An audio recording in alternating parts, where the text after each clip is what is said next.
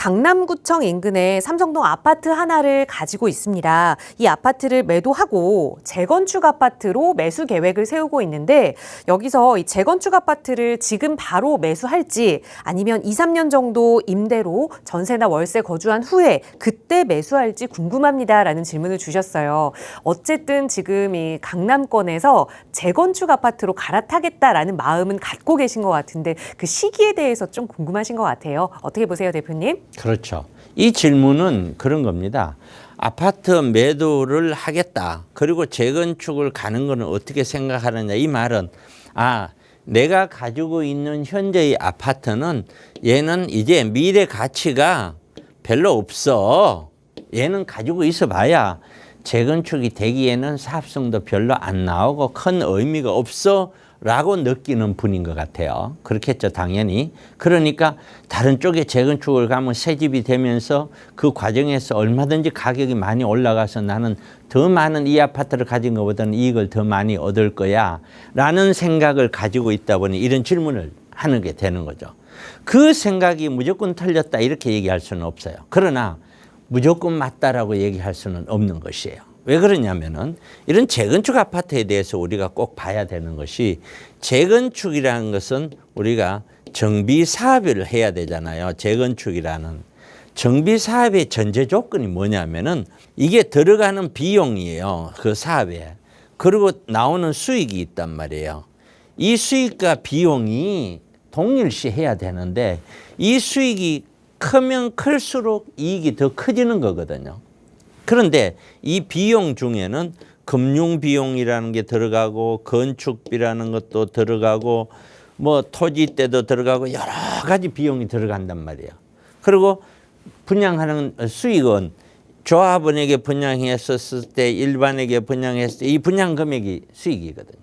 자, 그러면은 재건축을 매수를 해야 되겠다 하는 시점은 언제냐면은 비용은 가만히 있는데 수익이 앞으로 올라갈 것처럼 보인다든가 그러려면은 조합원 분양가보다 일반 분양가가 훨씬 더 원래 아파트 시작했을 때보다 훨씬 더 많이 받을 수 있을 것 같아. 얘는 원래는 여기 분양을 일반 분양은 한 10억 생각했는데 이 아파트 가격이 주변에 많이 올랐어. 한 14만 원 받을 수 있을 것 같아. 그렇게 되는 거죠. 곧 아파트가 상승했었을 때 그때는 이런 현상이 나타나겠죠. 그다음에 두 번째는 금융비용이나 건축비용이 그 반대로 생각해 보세요. 지금 금융비용 굉장히 높죠. 아직까지 금리가 안 떨어졌으니까요. 그다음에 건축비용 지금 뭐 1년 사이에 자재비들이 50% 올랐다고 그러잖아요. 너무너무 높죠. 자, 이런 상황은 역으로 비용이 엄청나게 들어가는 사업이에요. 그런데 A라는 재건축 아파트를 하나를 구입을 했어요. 구입을 해서 쭉 갖고 가는데 재건축 되기를 기다리면서 갖고 가는데 이게 금융비용도 먹고 건축비용이 높아서 재건축 이게 쉽게 잘 될 것 같지가 않아. 그러면은 이 아파트를 가지고서 투자를 해서 계속 가면서 나는 이러지도 저러지도 못하고 사실상 이 돈이 묶여서 금융비용만 늘어나고 있는 모양하고 똑같죠.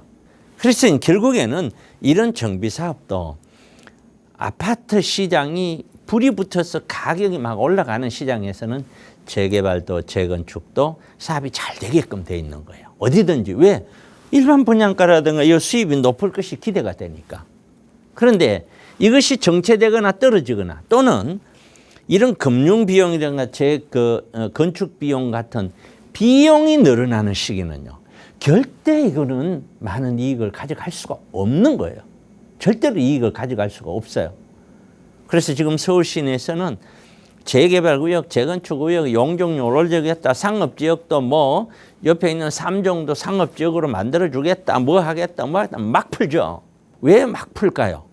막 푸는 거는 사업이 진행이 안 되니까 어떻게 하든지 사업을 많이 진행을 해라라고 독려를 하기 위해서 하는 거거든요. 그런데 정작에는 그걸 살려는 사람은요. 가격이 적당해야 사는 것이죠. 또 사업하려는 사람은요. 땅값이 국가가 땅값을 좌우하는 게 아니잖아요.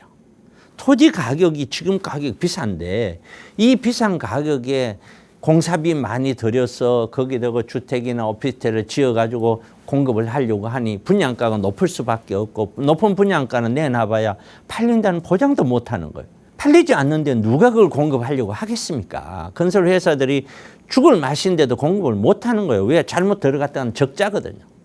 못 들어가는 거예요. 그래서 그런 상황이 지금 빚어지는 이런 상황에서는 아파트 매도 후에 재건축 아파트를 바로 매수하는 거는 저는 조금 지양을 해야 된다. 아파트 매도를 했다면 제 생각에는요. 적어도 한 2년, 잘 모르겠어요. 정확하게라고 얘기할 수는 없지만 2, 3년 정도는 좀 세계 사태를 좀 지켜봐라. 금리가 좀 얼마나 금리도 제가 누누이 얘기했지만 원래 뭐 초에 내린다, 작년 말에 내린다, 올해 초에 내린다, 올해 6월 달 무조건 내린다. 지금 또 어떻게 됐어요? 또 올라갔죠. 이거 원래 안에 뭐 하반기에 4분기나 가고 한 번 내리나 2번 내린다 이러고 있죠. 저거 또 내년에 갈 수도 있어요. 아무도 모르는 거예요. 이런 금리가 내려와서 금융 비용이 좀 줄어드는 여부를 꼭 한번 살펴봐야 될 것 같고요. 그리고 또 이 금융 비용을 건축비가 지금 자재비가 이렇게 높은 상황에서는 그 많은 어떤 재건축의 사업성을 만들어내기가 정말 어렵습니다. 정말 어렵습니다. 그렇기 때문에 충분히 지켜보다 보면은 가격이라고 하는 건 그래요. 매수자가 없으면 건물을 짓지 않거나 그러면 건축비는 어떻게 돼요? 내려오게 돼 있어요. 내려오게 돼서 건물을 안 지으니까요. 또 매수를 하지 않아. 그럼 어떻게 되겠어요? 가격이 내려오게 돼 있어요. 왜? 수요가 줄어드니까요. 근데 그게 하루아침에 되는 게 아니에요. 시간이 필요해요. 시간이. 그래서 지금 매수하시는 분들은 아파트나 이런 걸 매수하시는 분들은 그래도 있습니다만은 그분들이 매수한다고 지금 가격이 폭등해서 올라가지는 않잖아요. 왜? 거래는 조금 있다고 해도 금매 위주로 조금씩 사지. 그게 종전 가격 21년 가격을 넘어서서 다시 막 천정부지로 올라가고 그렇지 않잖아요. 왜? 팔려는 사람은 여전히 꾸준하게 많은 거예요. 그 상황이다. 그래서 최종 결론은 아파트는 매도 후에 재건축으로 가는 거는 좋은데 2, 3년을 지켜보면서 전 세계의 경제라든가 우리나라의 분위기나 이런 것들을 충분히 지켜보고 이제는 특별한 위험 요소들이 좀 재건축을 하는데 좀 많이 사라졌구나 하는 시점. 그 시점이 오면은 그때 사셔도 늦지 않다. 이렇게 결론을 내드리도록 하겠습니다.